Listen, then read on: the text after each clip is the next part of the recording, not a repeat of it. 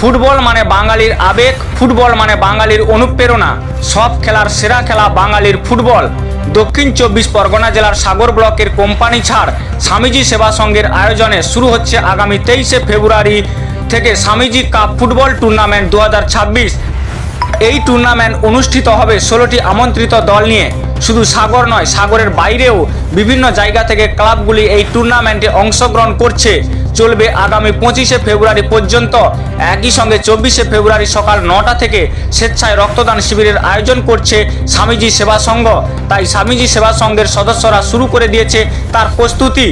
আজ 17ই ফেব্রুয়ারি বিকাল 4টের সময় শুরু হয় ক্লাব ময়দানে। সমস্ত দলের কার্যকর্তাদের নিয়ে ক্রিয়া কর্মসূচি নির্ধারিত করা হয়। সব মিলে শুরু হয় সাজো সাজো রব এই টুর্নামেন্ট। স্বামীজি সেবা সংঘ 10 বছরে পদার্পণ করলো। ফুটবল প্রেমীরা দীর্ঘ প্রত্যাশায় রয়েছে এই ফুটবল টুর্নামেন্ট উপভোগ করার জন্য।